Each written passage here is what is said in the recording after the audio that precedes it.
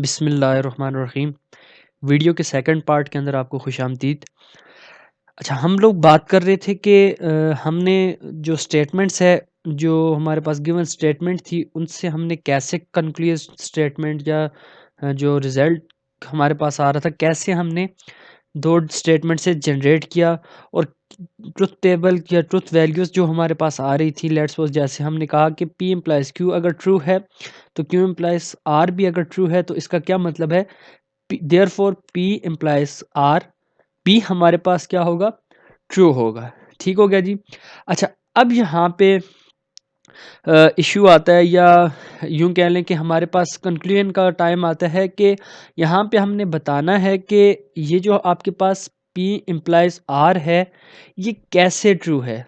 ठीक है जी। तो ये किस तरह से ट्रू होगा, और या ये हमारे पास जो स्टेटमेंट आ रही है वो किस तरह से ट्रू होगी।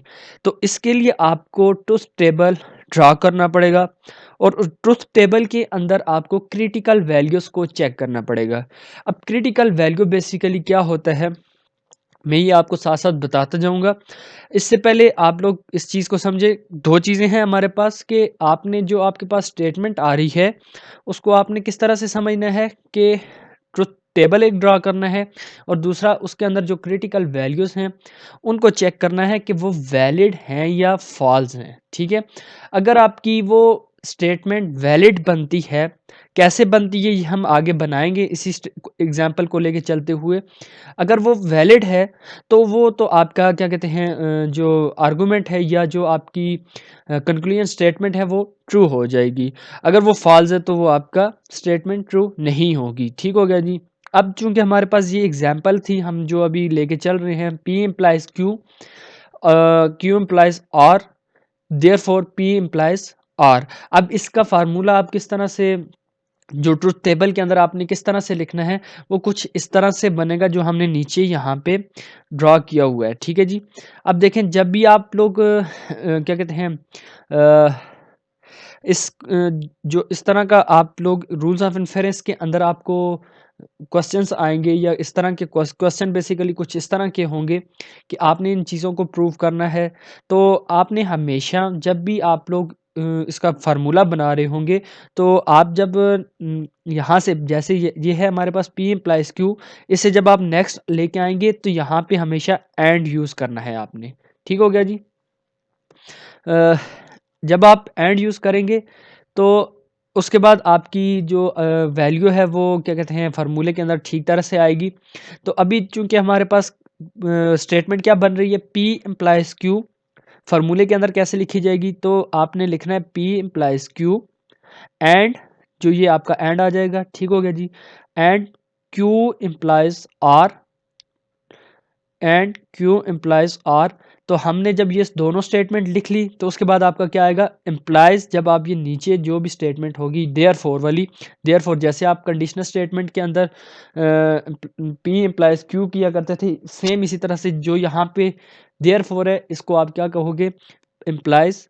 जो भी आगे नेक्स्ट स्टेटमेंट होगी, यहाँ पे हमारी पास जो स्टेटमेंट है वो क्या है, P इम्प्लाइज R, तो वो आपकी क्या बन जाएगी, P इम्प्लाइज R। अब जो हमारा कंप्लीट एक फार्मूला जो बन के है वो क्या है, P implies Q and Q implies R, therefore P implies R। इसका क्या मतलब है कि आपका P इम्प्लाइज Q आपका अगर ट्रू है, और एंड Q इम्प्लाइज R आपका दोनों ट्रू है। ठीक है जी।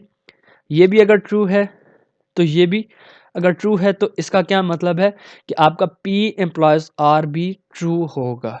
अदरवाइज अगर जब आपको ट्रुथ टेबल के अंदर इस तरह की स्टेटमेंट मिल जाएगी, तो आप इसे कह सकते हो कि ये वैलिड आर्गूमेंट है या वैलिड आपकी स्टेटमेंट है। ठीक है जी। तो अब ये कैसे आएगी, हम इसका नीचे ट्रुथ टेबल ड्रा करते हैं।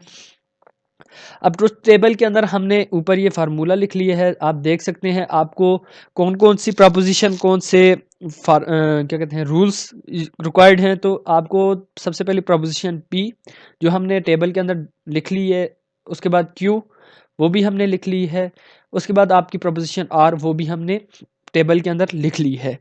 उसके बाद आपको रिक्वायर्ड है P इम्प्लाइज Q, वो भी आप ले आए हो। क्यू एम्प्लॉयज़ आर वो भी हम लोग ले आए हैं, और उसके बाद आखिर में क्या है, पी एम्प्लॉयज़ आर वो भी ले आए हैं। एक चीज़ याद रखें, जो क्या कहते हैं, हमने इसके अंदर वैलिड वैल्यू कौन सी लेके आनी है, सॉरी क्रिटिकल वैल्यू कौन सी लेके आनी है, वो है जहाँ पे ये आपको सारे के सारे ये तीनों जो आपके पास रूल्स आ रहे हैं ये तीनों ट्रू आ जाएंगे, तो ही आप इन्हें कह सकते हैं कि वैलिड आर्गूमेंट है। ठीक है जी, अब इसको हम जल्दी से ड्रा कर देते हैं। आप देख सकते हैं आपके पास true true true, false false false false, उसके बाद आपका ट्रू फॉल्स, सॉरी यहाँ पे ट्रू आ जाएगा, फॉल्स।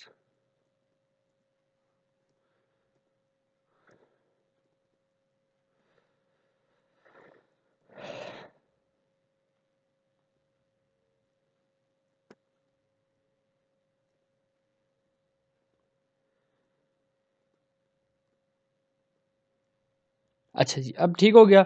अब यहाँ पे आपने सिंपल रिज़ल्ट को जनरेट करना है। तो अब देखें P इम्प्लाइज़ Q क्या बनेगा, या इन दोनों के अंदर हमें देखना पड़ेगा। तो ये आपके पास ट्रू है तो ट्रू हैं दोनों, तो ट्रू ही रहेगा। यहाँ पे भी ट्रू है तो ट्रू ही रहेगा। यहाँ पे ट्रू है और फॉल्स है तो ये आपका फॉल्स हो जाएगा। सेम इसी तरह से यहाँ पे भी फॉल्स है तो ट्रू है तो यहाँ पे ट्रू रहेगा, ये भी ट्रू रहेगा और ये भी आपका ट्रू रहेगा। अब P इम्प्लाइज Q की कैसे वैल्यूज़ आ रही हैं, आप प्रीवियस वीडियो को देखें और उस चीज़ को समझें और प्रैक्टिस करें, ताकि आपको समझ आए कि P इम्प्लाइज Q की वैल्यू कब ट्रू आती हैं और कब फॉल्स आती हैं। उस चीज़ के अंदर हम जाने से पहले या इस चीज़ को समझने से पहले अगर आप P इम्प्लाइज Q को समझ लें तो वो ज़्यादा बेहतर रहेगा।